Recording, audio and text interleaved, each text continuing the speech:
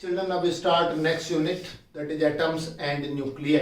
अब इसमें हम सीबीएसई के सिलेबस के अकॉर्डिंग ले रहे हैं unit number 8, atoms and nuclei. अब हम ये डिस्कस करेंगे बच्चों. पहले तो हम एटम्स की बात करेंगे, फिर न्यूक्लियस की बात करेंगे, कैसे होता है, कैसे क्या क्या इसके पीछे थ्योरीज हैं for discussing the structure of atom. और to discuss the structure of atom सबसे पहले साइंटिस्ट थे थॉमसन, और थॉमसन मॉडल को हम सबसे पहले डिस्क्राइब करते हैं. Thompson model for of atom, atom के लिए. देखिए, साइंटिस्ट थॉमसन ने सबसे पहले सजेस्ट किया था. उससे पहले डाल्टन आए. डाल्टन ने कहा कि हम जिस किसी भी बॉडी का मैटर को हम डिवाइड करते चले जाएं, जो स्मॉलेस्ट पार्टिकल या पार्ट बनेगा उसको हम एटम कहते हैं. फिर उस एटम को थॉमसन ने बताया कि कैसे स्ट्रक्चर होती है. तो Thomson suggested that the shape of the atom is spherical, in which the entire positive charge and mass is distributed randomly. तो इन्होंने कहा कि एक ऐसा स्फीयर है जो जिसमें एंटायर पॉजिटिव चार्ज और एंटायर मास इसके अंदर डिस्ट्रीब्यूट होता है, और इसका जो साइज होता है स्फीयर का, that is approximate 10 to the power -10 metre होता है. And since electron as a whole is, the atom as a whole is electrically neutral, so the electrons get embedded at different places like the seeds of the watermelon. इस तरह से electron जगह जगह रहते हैं इसके अंदर पॉजिटिवली चार्ज स्फीयर पर इसमें. तो और so that the number of electrons are such that the total negative charge of the electrons is equal to the total positive charge of the atom, so that the atom as a whole is electrically neutral. तो Thomson ने क्या बताया? Thompson ने कहा कि जो atom होता है उसकी स्ट्रक्चर कैसी होती है? स्फेरिकल होती है. उसका size 10 to the power -10 metre के ऑर्डर का होता है, और उसमें पूरे एटम का मास और पॉजिटिव चार्ज डिस्ट्रीब्यूटेड होता है रैंडमली, और इलेक्ट्रॉन जिनके ऊपर नेगेटिव चार्ज होता है वो उसमें एम्बेड करते हैं, और just like the seeds of the watermelon अलग अलग जगह पर रहते हैं. And the number of electrons in this atom are such that the total positive charge of the atom is equal to total negative charge, so that atom as a whole is neutral. Atom जो होगा as a whole कैसा हो जाएगा? Neutral हो जाएगा, ये electrically neutral हो जाएगा. ये बात थॉमसन ने बताई थी. ये थॉमसन का मॉडल हो गया बच्चों, ठीक है. अब थॉमसन के मॉडल के बाद में इसमें इसकी लिमिटेशंस क्या, लिमिटेशन प्रॉब्लम्स कहाँ है इसमें? देखिए, इसकी दो तरह की लिमिटेशंस आई. सबसे पहले तो एक रदरफोर्ड साइंटिस्ट थे, रदरफोर्ड एंड हिज कोवर्कर्स. उन्होंने एक एक्सपेरिमेंट परफॉर्म किया, और जिसको हम रदरफोर्ड्स अल्फा स्कैटरिंग एक्सपेरिमेंट कहते हैं, अल्फा स्कैटरिंग एक्सपेरिमेंट. और उसमें जो लार्ज एंगल ऑफ स्कैटरिंग है, large angle of scattering of alpha particles is not explained by this model, is not explained by this model. अभी हम डिस्कस करेंगे alpha scattering experiment को. तो एक तो रदरफोर्ड साइंटिस्ट थे, उन्होंने जो एक्सपेरिमेंट परफॉर्म किया, उस एक्सपेरिमेंट की जो ऑब्जर्वेशंस आई, उन ऑब्जर्वेशंस को ये मॉडल सेटिस्फाई नहीं कर पाया, एक्सप्लेन नहीं कर पाया. पहली इसकी लिमिटेशन हुई. सेकेंड लिमिटेशन हुई इसमें हाइड्रोजन एटम या हाइड्रोजन लाइक एटम्स के लिए जो इसमें स्पेक्ट्रल सीरीज बनती हैं, ये उनको भी एक्सप्लेन नहीं कर पाया. तो ये दो इंपॉर्टेंट इसके लिमिटेशन थी, जिनकी वजह से इस मॉडल को रिजेक्ट कर दिया गया. दिस मॉडल वाज रिजेक्टेड, ये रिजेक्ट कर दिया गया, ठीक है. ये मॉडल सही नहीं था. एटम की स्ट्रक्चर ऐसी नहीं बनेगी, इसमें कुछ मॉडिफिकेशन करने पड़ेंगे. तो ये जो तरबूज का मॉडल था थॉमसन का, ये काम नहीं कर रहा है. रदरफोर्ड और कोवर्कर्स ने अपना एक्सपेरिमेंट परफॉर्म किया, और उस एक्सपेरिमेंट का जो रिजल्ट आया उससे नया मॉडल इन्होंने डेवलप किया. तो जब हम थॉमसन मॉडल को रिजेक्ट करने की बात करते हैं, तो उसके बाद हम फिर नया मॉडल लेने से पहले रदरफोर्ड ने क्या मॉडल बनाया उससे पहले हम डिस्कस करते हैं Rutherford's alpha scattering experiment. We are discussing Rutherford's alpha scattering experiments, ठीक है, रदरफोर्ड्स. और इसको हम कोवर्कर्स थे जिनके नाम से भी जानते हैं, गीजर एंड मार्सडन एक्सपेरिमेंट, इस नाम से भी जानते हैं बच्चों. दोनों नाम से जानते हैं, गीजर एंड मार्सडन एक्सपेरिमेंट के नाम से भी जानते हैं, और रदरफोर्ड्स अल्फा स्कैटरिंग एक्सपेरिमेंट से भी जानते हैं. और अब समझिए क्या होता है एक्सपेरिमेंट. इसका एक्सपेरिमेंटल सेटअप क्या है?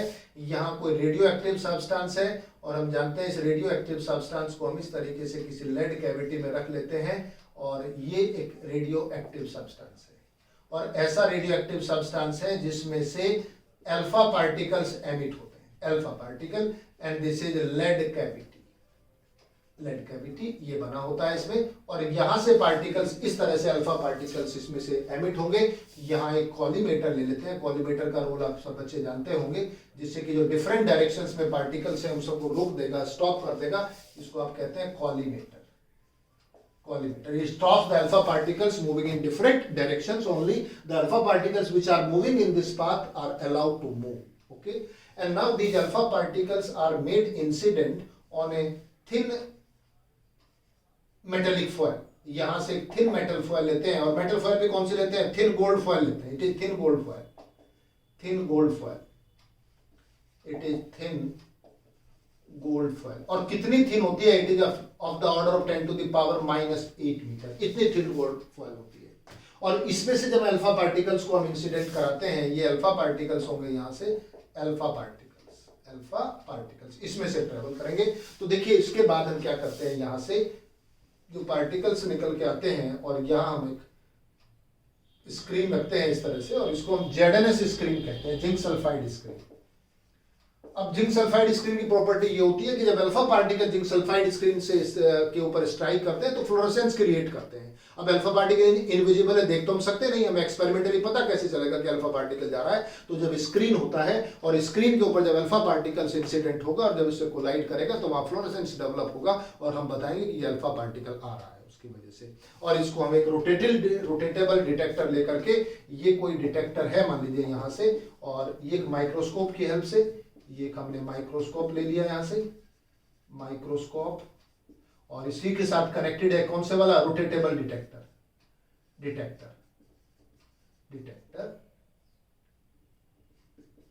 ये डिटेक्टर रोटेटेबल है, जो रोटेट करता है इसमें पूरी स्क्रीन पर। और यहां से देखिए क्या क्या ऑब्जर्वेशंस आती हैं। ये तो एक्सपेरिमेंटल सेटअप हुआ बच्चों। This is the experimental setup of Rutherford's alpha scattering experiment or Geiger and Marsden's experiment, in which a radioactive element is used for emitting the alpha particles, and these alpha particles are allowed to fall on the thin gold foil, and this thin gold foil is just surrounded by this ZNS screen, or enclosed by the ZNS screen, and there is a rotatable detector which is mounted on this ZNS screen. And what are the observations now? Let's try to understand the observations. इसकी जो observations आई इस experiment की, Rutherford ने बहुत ही interesting result इसमें से देखे। Observations, ठीक है, एक्सपेरिमेंट जब हम करते हैं तो एक्सपेरिमेंट से क्या ऑब्जर्वेशंस आती हैं, फिर हम एक्सप्लेन करेंगे उन ऑब्जर्वेशंस किस वजह से आई। पहली ऑब्जर्वेशन है, most of the alpha particles pass straight. Rutherford observe that यहां से जो maximum number of alpha particles होते हैं, these particles are most of alpha particles move straight. पहला ऑब्जर्वेशन। सो पहली ऑब्जर्वेशन क्या आई? Most of the alpha particles pass straight through gold foil में से स्ट्रेट पास कर जाते हैं maximum number of particles, most of the alpha particles. दूसरी बात इन्होंने क्या देखा? About 0.14% of the incident alpha particles are scattered at angles less than 1 degree. 1 degree से भी कम एंगल पर जो पार्टिकल स्कैटर होते हैं, अगर ये हम स्कैटरिंग एंगल देखें थीटा, तो about 0.1% of the total incident particles, अगर हम यहां से 100 पार्टिकल्स लेते हैं तो उसमें से 0.14 पार्टिकल्स की परसेंटेज ऐसी आएगी जो 1 डिग्री से भी कम एंगल पर क्या होते हैं? स्कैटर होते हैं। Second observation I. एक और थर्ड ऑब्जर्वेशन उन्होंने देखी, about 1 alpha particle out of each 8,000 particles, 8,000 alpha particles are scattered at angles greater than 90 degree. लगभग 8,000 पार्टिकल में से एक पार्टिकल ऐसा मिलता है जिसका एंगल ऑफ स्कैटरिंग 1 डिग्री से भी ज्यादा होता है। तो यानी कि कुछ पार्टिकल्स ऐसे भी होंगे जो स्कैटर होकर इधर भी आएंगे, and this is 1 out of 8,000 alpha particles. Alpha particles, जिसका एंगल 90 डिग्री से ज्यादा होगा। 90 डिग्री कहाँ होगा, देखो ये इंसिडेंट है, ये एंगल तो 0 हो गया, उसके बाद ये एंगल कितना बनेगा, 90 बनेगा, यहाँ तक ये 90 से ज्यादा होगा, ये पूरा एंगल 90 से ज्यादा होगा, तो थीटा ग्रेटर देन 90, और ये थीटा कैसा बनेगा, लेस देन होगा। तो बहुत स्मॉल एंगल्स पे, यानी कि most of the particles pass straight और are not deviated, but very few particles are scattered at large angle, and this large angle of scattering is not explained by this Thomson model. Thompson model से explain ही नहीं हुआ कि angle scatter कैसे हो सकता है। बताइए अल्फा पार्टिकल पे चार्ज कैसा है, अल्फा पार्टिकल के ऊपर तो पॉजिटिव चार्ज है, और पॉजिटिव चार्ज है तो केवल एक ही इसका तो तरीका हो सकता है, कूलम्बियन इंटरेक्शन हो सकता है। चार्ज अपने पाथ से अगर डेविएट करता है, स्कैटर होता है, तो उसका एक ही तरीका है। क्या तरीका है कि उसके ऊपर फोर्स लगेगा, और चार्ज के ऊपर फोर्स कौन लगाएगा, दूसरा चार्ज पार्टिकल लगाएगा, और जब दूसरे चार्ज पार्टिकल का फोर्स होगा तो क्या होगा, कूलम्बियन इंटरेक्शन होगा। सो दिस अल्फा पार्टिकल में experience a force due to the Coulombian interaction, Coulomb force लगना चाहिए, और अगर कूलम फोर्स लगना चाहिए तो वो किस तरीके से लगेगा, ये रदरफोर्ड ने एक्सप्लेन किया। अगर हम इन्हीं ऑब्जर्वेशंस को इस तरह से हम यहाँ ग्राफ प्लॉट करें, इधर हम ले रहे हैं number of alpha particles scattered, alpha particles कौन से वाले, स्कैटर्ड, और इधर क्या ले रहे हैं हम, angle of scattering, angle of scattering. तो देखिए इस तरह का रिजल्ट हमें देखने को मिलता है। ये अगर 0 ले रहे हैं आप, इसके बाद में यहाँ 20, 40, 60 और अप्रोक्सीमेटली यहाँ जाकर के कितना है, एंगल बन जाता है 180 डिग्री, 180, और यहाँ 10 to the power 1, 2, 10 to the power 3, और इस तरह से 10 टू द पावर 7। तो मैक्सिमम नंबर ऑफ पार्टिकल्स के लिए देखिए एंगल ऑफ स्कैटरिंग कैसा है, बहुत स्मॉल है, और यहां जाने के बाद में very few particles are there which are scattered at angle 180 degree. It's very rare that the particles are scattered at angle 180 degree. तो ये ग्राफ है, ये आपका लैंग्वेज में है, इन्हीं ऑब्जर्वेशंस को आपने इस तरीके से ग्राफ से रिप्रेजेंट किया, और अब यहां रदरफोर्ड ने एक्सप्लेन किया ऐसा क्यों होता है। Then Rutherford suggested that, Rutherford and his co-workers suggested that the large angle of scattering of alpha particles is due to किसकी वजह से, कोलम्बियन इंटरेक्शन, किसके बीच में, between alpha particles and atom, otherwise scatter हो ही नहीं सकते अल्फा पार्टिकल एंड एटम। और हम जानते हैं अल्फा पार्टिकल के ऊपर चार्ज कैसा है, पॉजिटिव है, और अगर पॉजिटिव पार्टिकल जा रहा है तो और उसके बाद दूसरा पॉजिटिव चार्ज होगा तभी उसको डिफ्लेक्ट करेगा, नेगेटिव होगा तो अट्रैक्ट करेगा, पॉजिटिव होगा तो क्या करेगा, रिपेल करेगा। तो इसी बात को समझते हुए रदरफोर्ड ने नया मॉडल सजेस्ट किया, और रदरफोर्ड ने क्या सजेस्ट किया, that the entire positive charge lie inside the central core, यहां सेंट्रल कोर है, यहां पे लाई करता है entire positive charge, and almost entire mass lie inside the central core of the atom. Mean the atom, in this atom the total positive charge is not distributed throughout its this spherical shape, but the entire positive charge and almost entire mass of this atom is concentrated inside the central core of the atom, and this is called nucleus. यहां से इन्होंने nucleus कहा, and this is discovery of nucleus.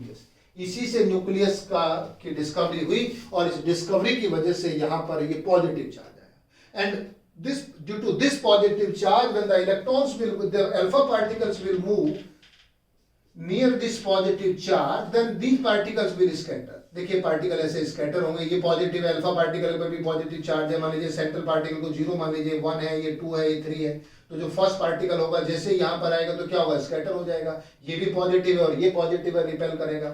इसके बाद में दूसरा alpha particle देखिए, उसके बाद में दोनों के बीच का डिस्टेंस ज्यादा हो गया है, तो एंगल ऑफ स्कैटरिंग कैसा हो जाएगा, कम हो जाएगा। इनिशियल एंगल देखिए, एंगल ऑफ स्कैटरिंग केवल इतना रह जाएगा, और जो पार्टिकल और ज्यादा डिस्टेंस पे जाएगा, ये पार्टिकल नंबर 3 देखिए, इस पार्टिकल पॉजिटिव चार्ज और अल्फा पार्टिकल के बीच का ये ज्यादा डिस्टेंस है, तो इस डिस्टेंस की वजह से पार्टिकल कैसा निकल जाएगा, स्ट्रेट निकल जाएगा। तो ऐसे ही दूसरी साइड में भी ले सकते हैं आप, ये पार्टिकल ऐसे स्कैटर होगा, ये पार्टिकल ऐसे स्कैटर होगा, और ये पार्टिकल कैसा जाएगा, स्ट्रेट आएगा। इसको 1 डैश 2 डैश और 3 डैश पार्टिकल्स कह सकते हैं। इट मीन जो पॉजिटिव चार्ज है वो सेंट्रली लोकेटेड है, और वही उसी की वजह से अल्फा पार्टिकल स्कैटर होता है। और यहां सजेस्ट किया रदरफोर्ड ने, the size of this nucleus is of the order of 10 to the power -15 metre.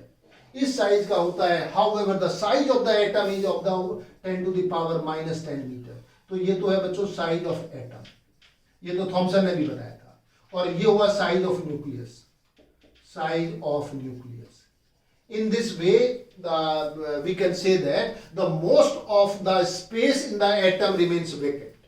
Atom के अंदर मैक्सिमम स्पेस वेकेंट है, खाली है। सेंटर के अंदर 10 टू द पावर -15 मीटर का जो उसका रेडियस बनेगा उस साइज में तो है पॉजिटिव चार्ज, जिसको आप न्यूक्लियस कहते हैं, और मैक्सिमम मास भी उसी में है। और अब इलेक्ट्रॉन्स कहां पर हैं? Because the atom consist of positive charge as well as negative charge. तो इलेक्ट्रॉन्स की पोजीशन बताने के लिए रदरफोर्ड ने प्लैनेटरी मोशन का के कॉन्सेप्ट को अप्लाई किया। उन्होंने कहा जैसे प्लैनेट सन के अराउंड रिवॉल्व करते हैं डिफरेंट ऑर्बिट्स में, ऐसे ही इलेक्ट्रॉन्स भी इस न्यूक्लियस के अराउंड डिफरेंट सर्कुलर ऑर्बिट्स में रिवॉल्व करते हैं। ठीक है, the electrons revolve, the negative charge in the form of electrons revolve into the different circular orbits around the nucleus. तो न्यूक्लियस के अराउंड इलेक्ट्रॉन्स रिवॉल्व करते हैं। और न्यूक्लियस के और इलेक्ट्रॉन्स के जो ऑर्बिट है उनके बीच में काफी गैप होता है, स्पेस होता है, बड़ा स्पेस होता है। उस वजह से most of the particles pass straight.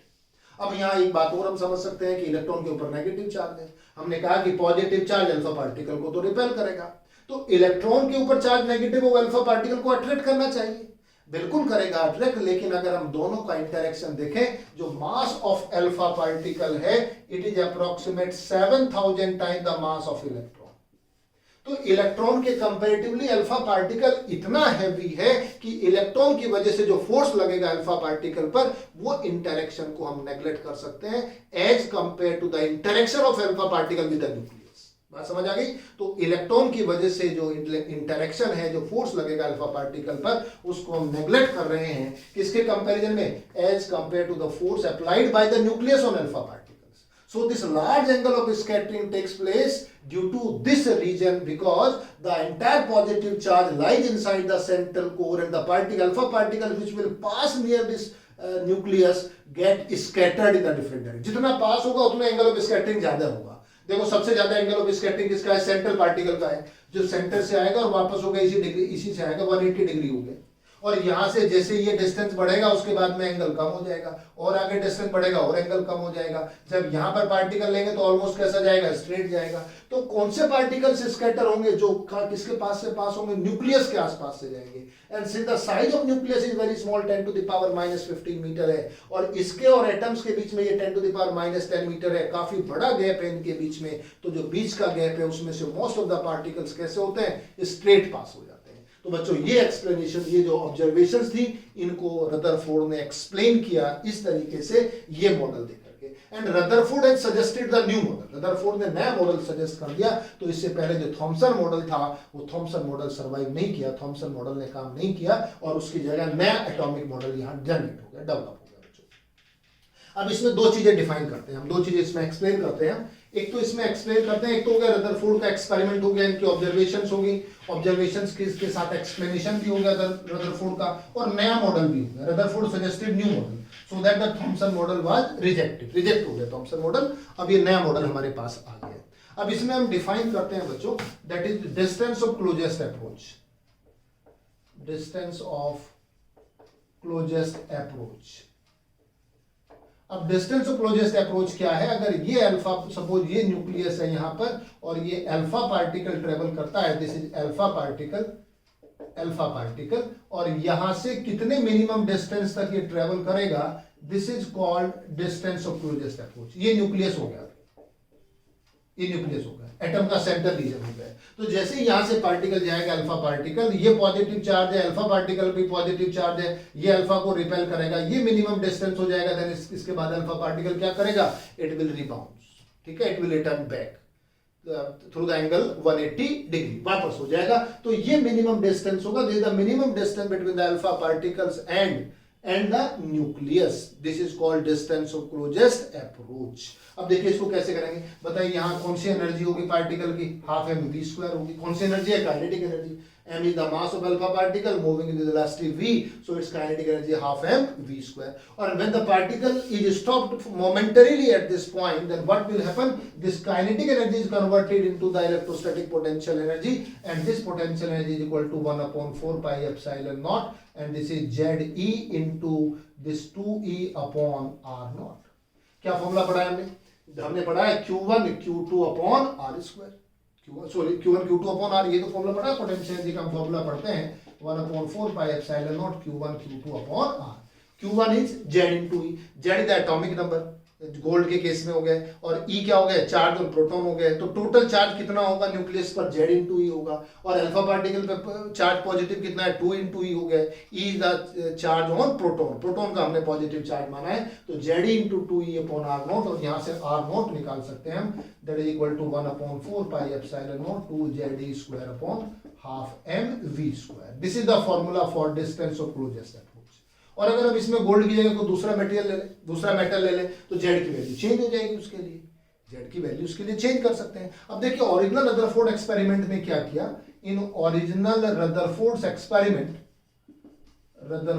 Experiment जो काइनेटिक एनर्जी ली गई, वो kinetic energy 7.7 million electron volt, और मिलियन इलेक्ट्रॉन वोल्ट को आप कन्वर्ट कर सकते हैं जूल में।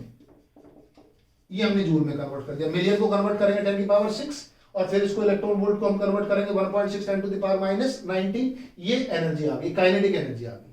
और गोल्ड के लिए कितना होता है? फॉर गोल्ड के लिए Z कितना होता है? 79 होता है। तो ये वैल्यू यहां से सब्स्टिट्यूट कर दीजिए, ये तो हम जानते हैं 9 इंटू 10 की पावर 9 हो जाएगा 279, 1.6 10 टू द पावर माइनस 19 का स्क्वायर, और इसको हम डिवाइड कर रहे हैं काइनेटिक एनर्जी से, 7.7 10 to the power 6, 1.6 10 to the power minus 19, and it is approximate 30 Fermi.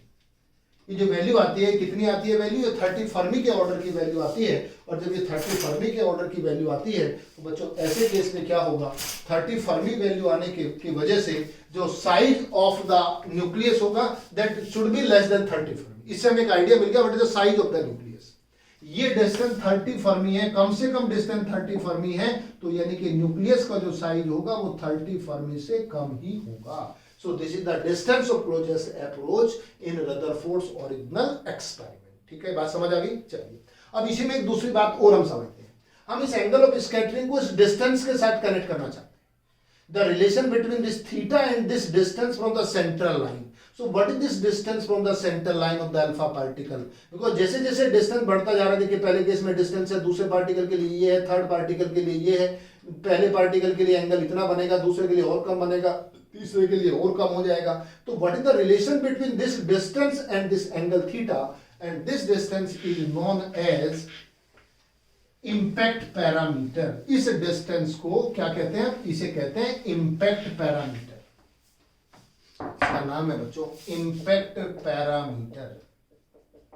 Impact parameter small b से रिप्रेजेंट करते हैं। It is the perpendicular distance of alpha particle from the central line और of velocity vector of alpha particle. Velocity vector of alpha particle, velocity vector means ये वाला path, ये velocity जिस velocity से travel करता है, ये डिस्टेंस, इसको इम्पैक्ट पैरामीटर कहते हैं, स्मॉल b कहते हैं। ये भी इम्पैक्ट पैरामीटर है, ये भी इम्पैक्ट पैरामीटर है। और इम्पैक्ट पैरामीटर का जो फॉर्मूला होता है that is 1/4 pi epsilon naught Z square cot theta by 2 upon kinetic energy half m v square. This is the formula of impact parameter. We are using this relation directly, ये इसका formula होता है। This is the formula between b and थीटा। b और theta के बीच में formula होता है। अगर b 0 हो जाए, if b is equal to 0, then ये सब चीज तो 0 हो नहीं सकती है, तो सब नॉन जीरो वैल्यूज हैं। Then cot theta by 2 will be 0, और cot थीटा बाई 2 अगर 0 होगा तो कितनी वैल्यू है? cot 90 हो जाएगी, और थीटा इज इक्वल टू कितना आएगा? 180 डिग्री होगा। आप जानते हैं cot 90 की वैल्यू 0 होती है, तो थीटा कितना होगा? 180 डिग्री। तो देखो ये वाली लाइन है सेंटर लाइन, ये लाइन है, इस सेंटर लाइन के लिए थीटा कितना हो गया? 180 डिग्री हो गया। इम्पैक्ट पैरामीटर कितना होगा? 0 है। क्यों? इस लाइन का डिस्टेंस इसी लाइन से मेजर कर रहे हैं, ये तो सेंटर लाइन है। सेंटर लाइन से कितने डिस्टेंस पर होगा? और सेंटर लाइन से जैसे जैसे b की वैल्यू इंक्रीज करेगी, थीटा की वैल्यू डिक्रीज करेगी। As b increases theta decreases. क्यों? कॉट है, कॉट में थीटा के बढ़ने से कॉट थीटा की वैल्यू कम होती है। ठीक है। तो अगर b बढ़ रहा है तो cot थीटा टू y की वैल्यू बढ़ रही है, इट मीन थीटा की वैल्यू डिक्रीज करेगी, और जैसे b की वैल्यू डिक्रीज करेगी थीटा की वैल्यू इंक्रीज करेगी, और जब b की वैल्यू मिनिमम 0 हो जाएगी then theta will become 180 degree. So this is the relation between impact parameter and angle of scattering, and this is the kinetic energy of the alpha particles बच्चों, ठीक है। तो दो पैरामीटर्स ये भी हमने डिस्कस कर लिए। तो हमने ये समझ लिया कि सबसे पहले मॉडल कौन सा था, थॉमसन मॉडल। थॉमसन मॉडल के ड्रॉबैक्स क्या है, लिमिटेशंस क्या है, रदरफोर्ड ने एक्सपेरिमेंट क्या किया, रदरफोर्ड के एक्सपेरिमेंट से क्या ऑब्जर्वेशंस आई, उन ऑब्जर्वेशंस का क्या ग्राफ था, रदरफोर्ड ने फर्दर मॉडिफाई कैसे किया मॉडल को, कैसे एक्सप्लेन किया इसकी जो ऑब्जर्वेशंस थी, और एक्सप्लेन करने के बाद में ये रिजल्ट हमारे सामने आए, ये रदरफोर्ड के मॉडल के रिजल्ट्स हैं।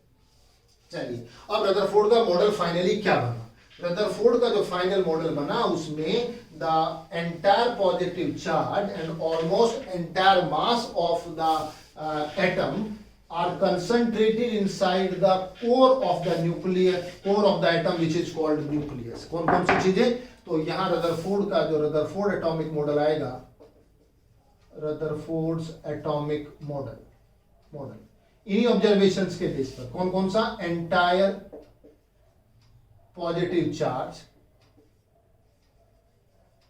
एंड ऑलमोस्ट, हम ऑलमोस्ट कह रहे हैं, entire mass of an atom are concentrated inside central core of the atom which is called nucleus,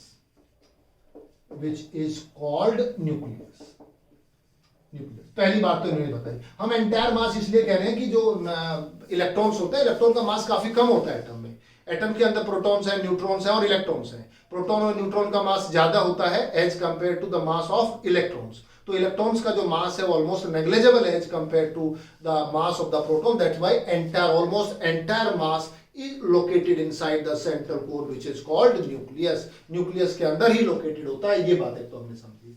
दूसरी बात इन्होंने कहा कि इलेक्ट्रॉन्स जो होते हैं, इलेक्ट्रॉन्स आर रिवॉल्विंग और revolve in different circular orbits, orbits around the nucleus. और इसका हमने अभी कारण बताया आपको, ये किस वजह से लिया, just like the planetary motion, all the planets are revolving around the sun, वही कॉन्सेप्ट लिया। और जब रिवॉल्व करेंगे तो the centripetal force required by the electrons will be provided by the electrostatic force between nucleus and electrons, ठीक है। वो भी कॉन्सेप्ट इसमें पूरा हो गया। तो बच्चों इतनी सारी बातें रदरफोर्ड ने बताई। अब रदरफोर्ड के मॉडल की लिमिटेशंस क्या है, limitations of Rutherford model, limitations of Rutherford's model. देखिए रदरफोर्ड से पहले कौन सा मॉडल हमने डिस्कस किया, थॉमसन मॉडल, और थॉमसन मॉडल तो रिजेक्ट हो गया। तो थॉमसन मॉडल अगर रिजेक्ट हो गया तो Rutherford and his co-worker rejected the Thomson model. तो थॉमसन साहब का जो तरबूज था वो तो तरबूज लेकर के अपने गायब हो गए, वो तो एक कोने में बैठ गए, हमारा तरबूज तो गया, ये तो खत्म हो गया, इससे तो कुछ मिलेगा नहीं। रदरफोर्ड ने उसको नया मॉडल बना दिया।